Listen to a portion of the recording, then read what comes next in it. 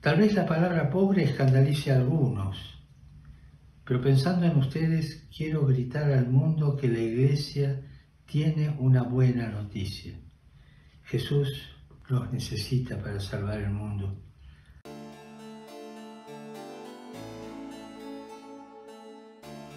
Bienheureux Antoine Chevrier était né à Lyon en 1826 dans une famille modeste.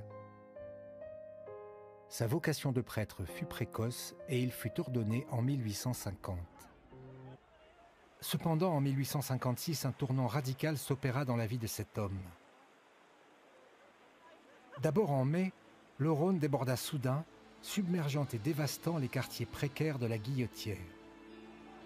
Les ravages furent terribles pour les habitants qui peinaient déjà à survivre. Le père Chevrier se déploya sans compter pour porter des secours aux sinistrés.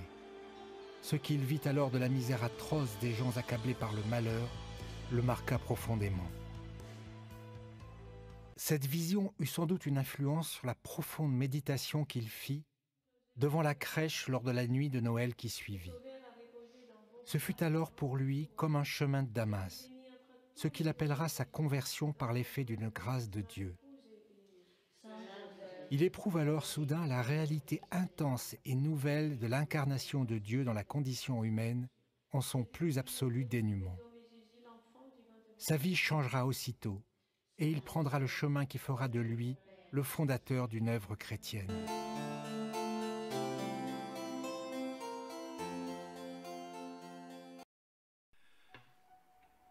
Suite à sa conversion à Noël 1856, le père Chevrier, sensible à la misère de son peuple dans le quartier de la Guillotière de Lyon, laisse grandir en son cœur un projet pastoral qui mettra du temps à voir le jour.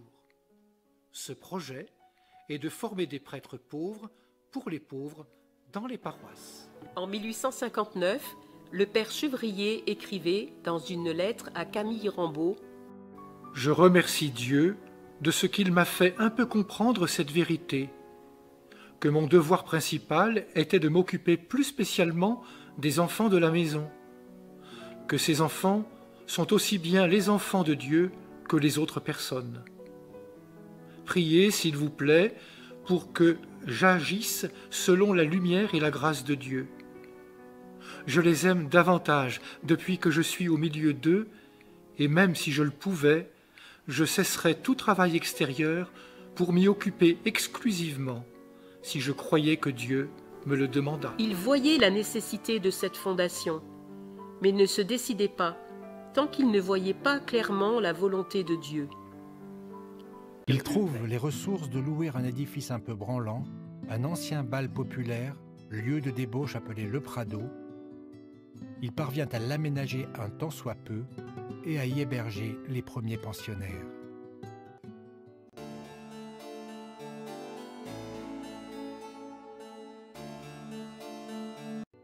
Aidé de laïcs, hommes et femmes, il consacrera les 20 années qui lui restent à vivre à recueillir les enfants et adolescents laissés pour compte, à les instruire et à les catéchiser. Il les accueillait pendant 6 mois, il ne payait rien du tout. Et là, il y a une dimension du Prado qui est absolument extraordinaire, c'est que le père Chevrier disait, bon, moi, j'annonce Dieu, j'annonce Jésus-Christ, mais lui, Dieu, il se débrouille pour le matériel. Enfin, ça s'est toujours passé comme ça, enfin, à cette époque-là. Hein. Qui restait 6 mois. En gros, on les sortait de la rue, on les remettait un peu d'aplomb, on leur donnait des principes éducatifs, des règles, on vivait avec eux et on leur transmettait la foi chrétienne. À la place de faire une œuvre de charité pour aider les pauvres, lui, il a pensé exactement de faire une œuvre d'évangélisation. Ça, c'est l'originalité.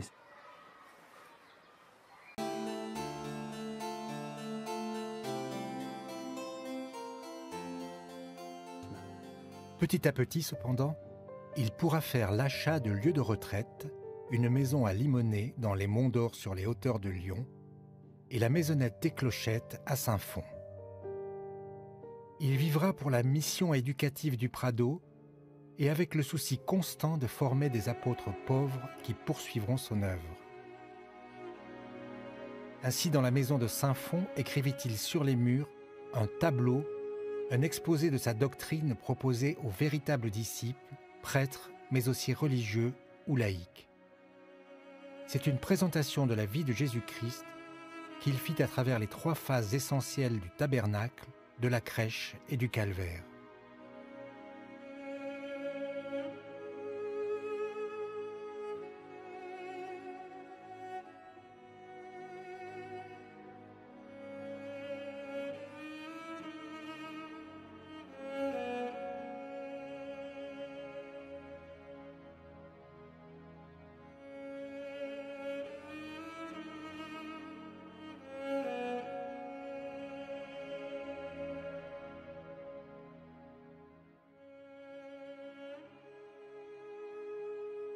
À sa mort, cependant, le Prado ne compte que 5 prêtres.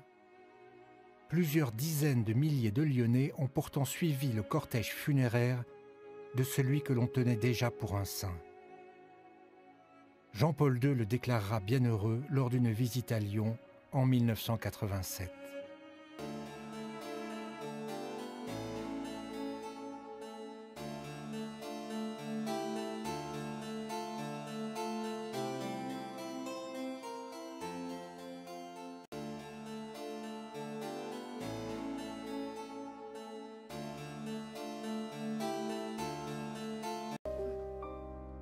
Ce qu'Antoine Chevrier proposa fut un regard nouveau sur l'Évangile.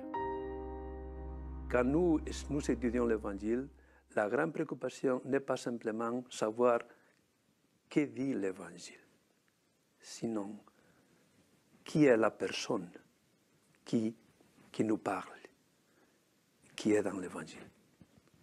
C'est plus important la personne que le contenu, parce que la personne t'engage. Tu entres en relation.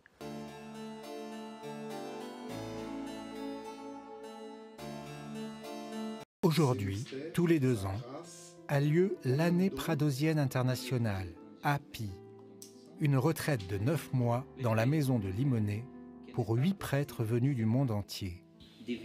Normalement, le but du catéchisme, c'est de faire connaître Jésus-Christ. C'est pas d'abord de préparer au sacrement, voilà, comme un diplôme. Voilà. L'Église doit redécouvrir sans cesse quelle est la religion des pauvres. Mais ce mot de pauvreté recouvre des réalités tellement différentes que le danger peut exister d'un manque de discernement en ne voyant une personne qu'en fonction d'une situation matérielle qui peut avoir des connotations très différentes. J'ai toujours eu l'impression que ceux qui viennent d'Occident, quand ils nous regardent aussi pauvres, ils ont plus mal que nous de notre pauvreté. Je ne pense pas que la pauvreté ait le même impact sur nos populations que sur des populations qui ont l'habitude et qui voient tout quotidiennement l'abondance, la richesse et tout ça. Peut-être c'est parce que nous n'en voyons pas trop que nous ne désirons pas trop, peut-être. Antoine Chevrier n'était pas un théologien. Son charisme est marqué par une simplicité visant à l'action.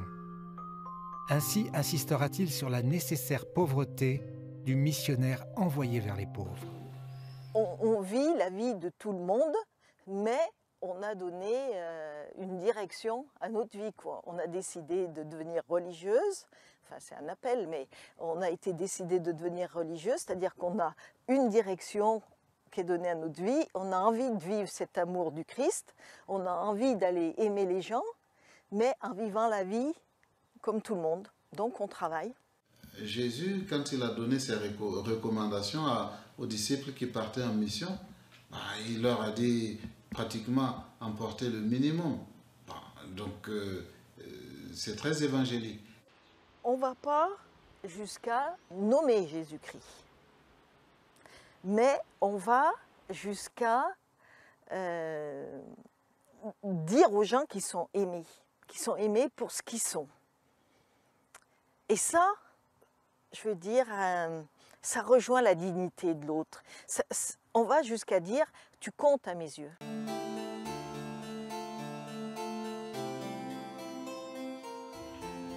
que j'aime au Prado, c'est le fait que ce soit une famille spirituelle.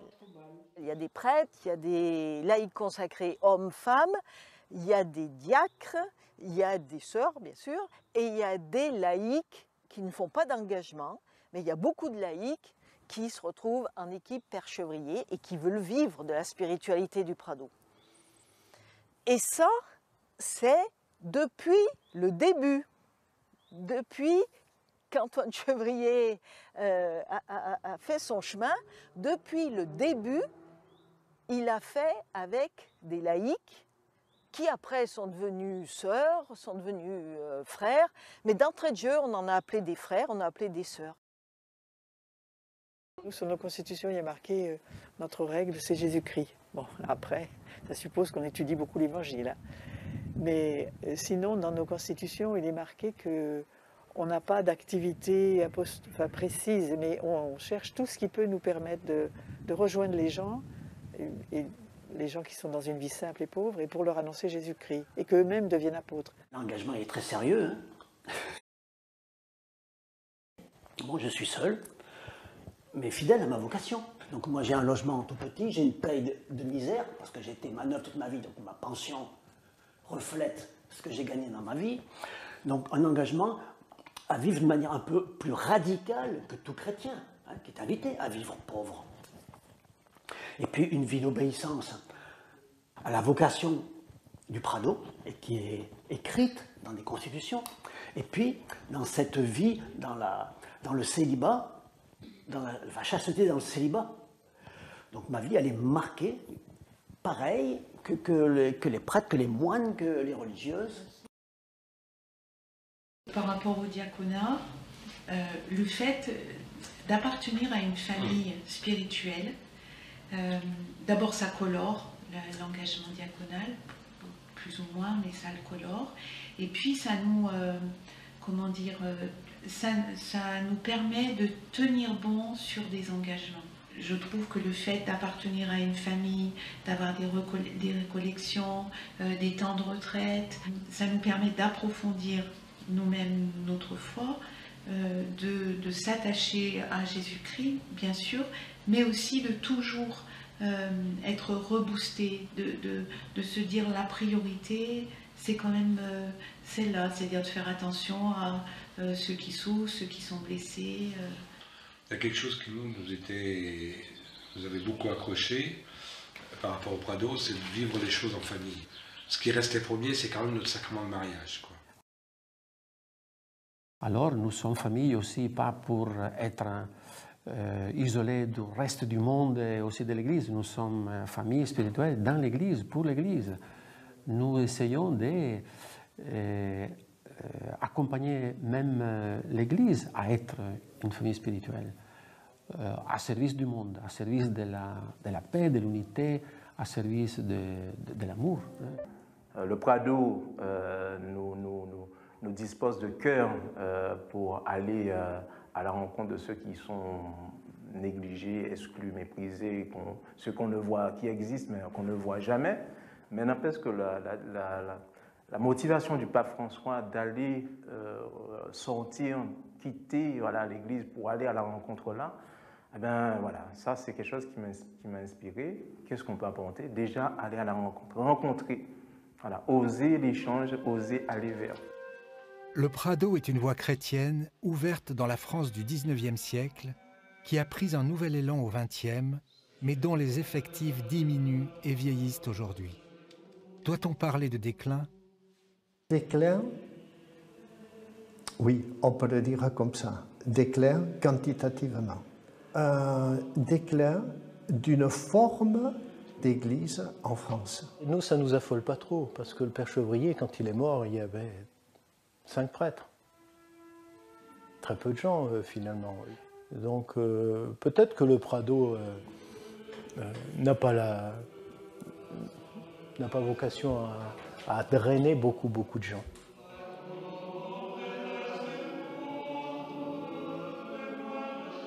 J'ai du mal à penser que la grâce qu'a reçue Antoine Chevrier, elle ne soit pas d'actualité aujourd'hui. J'ai beaucoup de mal à le penser.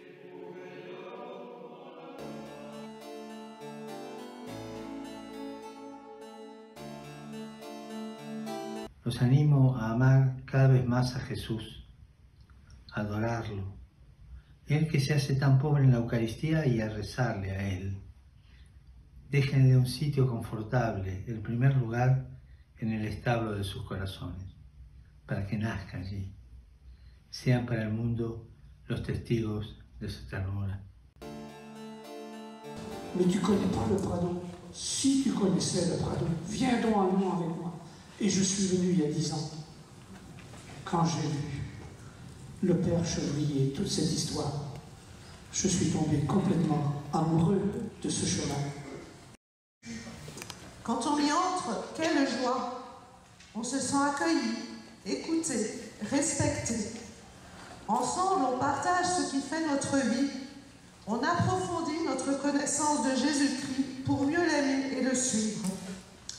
Et à travers nos rencontres, nous percevons, comme à l'auberge d'Emmaüs, la présence du ressuscité. On trouve chez le Père Chevrier cette image où il dit que dans le jardin, il y a de belles fleurs. Et je trouve que le bouquet le symbolise. Il nous est donné les uns les autres de contempler une ou l'autre de ces fleurs. Moi, je suis heureux d'être là avec vous pour composer aujourd'hui, demain et après-demain ce magnifique bouquet que représente notre famille. La joie d'avoir présent dans l'Église de France, eh bien, cette grande famille du Prado. Alors, je le relais d'autant plus que je confirme tout à fait pour ma part que c'est une chance que d'avoir une telle famille ici en France.